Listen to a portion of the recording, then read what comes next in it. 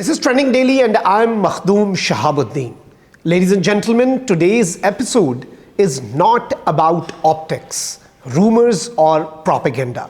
It is about power, it is about diplomacy, and it is about strategic decision making at a time when the Muslim world is bleeding. Gaza is under relentless bombardment and global narratives are being weaponized against countries that refuse to submit. Ladies and gentlemen, I was part of an important security briefing where clarity was delivered without ambiguity. And today, I'm going to lay out exactly what Pakistan's position is, why it matters, and why certain forces are deliberately twisting this issue to mislead the public. Pakistan's decision to participate in the US-sponsored Gaza Peace Board has triggered predictable noise. Social media hysteria, selective leaks, and outright disinformation campaigns are trying to frame this as Pakistan working under American supervision, or worse, acting against Palestinian resistance. Let me state this clearly and without diplomatic sugarcoating. Pakistan will not, under any circumstances, disarm Hamas, act against Palestinians, or allow its military to be used against any Muslim population inside Gaza or anywhere else. This position is not rhetorical, it is operational, doctrinal, and rooted in Pakistan's national policy. This decision was not impulsive, it was not unilateral, and it was not made under pressure. According to security sources, Pakistan entered this framework only after with consultation with 8 major Islamic and strategically important countries. This was collective Muslim world deliberation, not a solo gamble.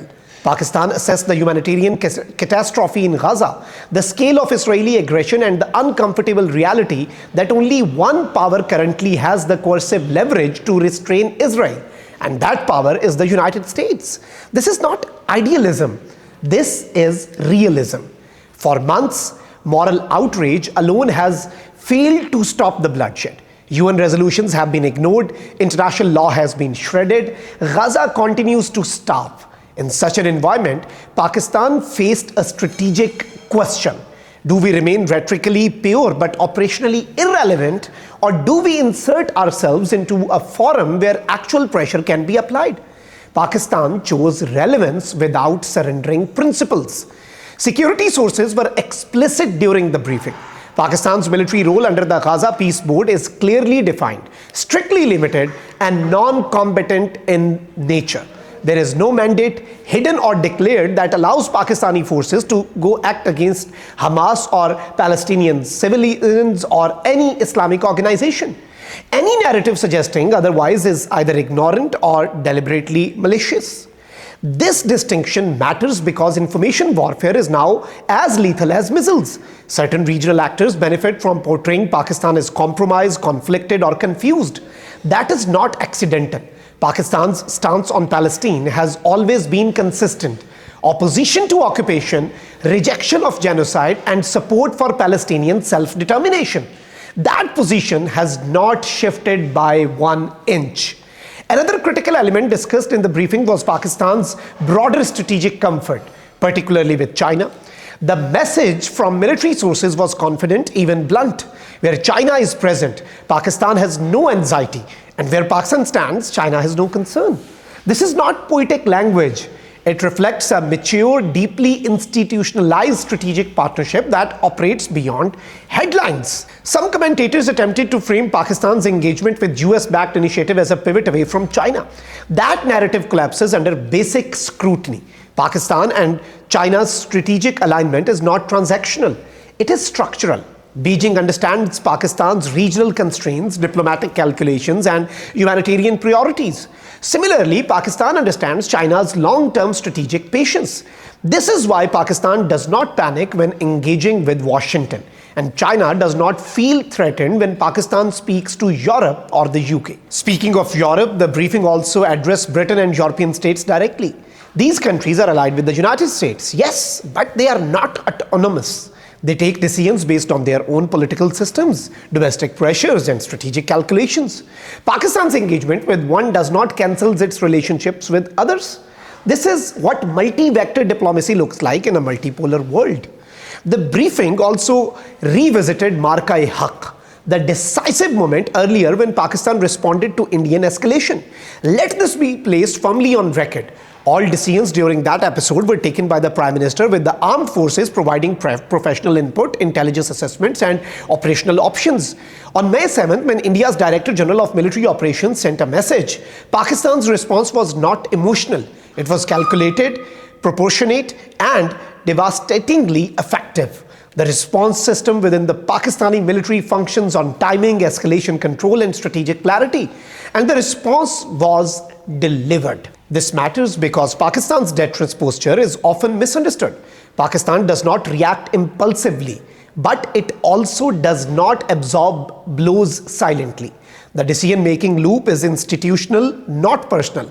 That is precisely why Pakistan maintains credibility despite economic pressures and regional volatility. On the question of terrorism, the briefing stripped away comfortable illusions. Terrorism will not disappear through slogans. It will end only when intent is clear and execution is consistent. The first pillar of the National Action Plan remains kinetic military operations, and those operations are ongoing. Balochistan in particular is witnessing the most intelligence-based operations in the country. This is not cosmetic policing. It is sustained counter-terrorism aimed at restoring long-term stability. Pakistan's counter-terrorism strategy is often criticized externally, yet few acknowledge the cost Pakistan has paid in blood, economy, and social cohesion. No other country fighting terrorism is simultaneously expected to absorb refugees, stabilize borders, and serve as a diplomatic bridge. Pakistan does all three. Now return to Gaza, because that is where the moral gravity lies.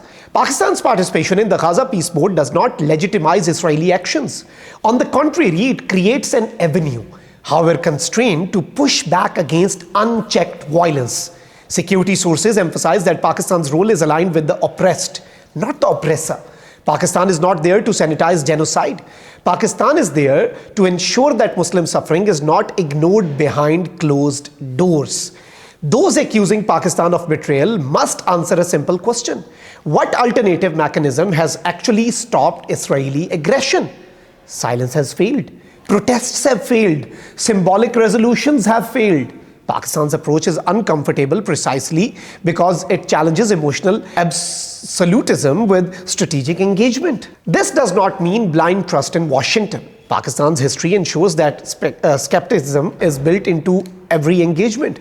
That is why limits are defined in advance. That is why red lines are non-negotiable. That is why Pakistan's armed forces will not be repurposed as tools of suppression against Muslims. What we are witnessing is a recalibration of influence, not compromise of identity. Pakistan is asserting that it can be principled and pragmatic at the same time, that it can speak for Gaza without becoming isolated, that it can engage the West without abandoning the Muslim world, that it can stand with China while talking to Washington. The balance is not weakness, it is strategic maturity. Those who thrive on outrage cycles want binary choices: betrayal or defiance, submission or rebellion. States that survive choose complexity, and Pakistan is choosing complexity with clarity. The final reaffirmation from security sources was unambiguous. Pakistan will continue to play a responsible role for peace, stability, and justice in the region, and always on the side of oppressed people, not rhetorically, not selectively, but consistently. This is not a gamble. It is a calculated move in a dangerous global chessboard where absence equals irrelevance. Pakistan has chosen to be present, principled, and prepared. This was not a decision made in isolation. It was not made in fear, and it was certainly not made against Muslims. This is Trending Daily, and I'm Makhdoom Shahabuddin, and this was the reality without filters.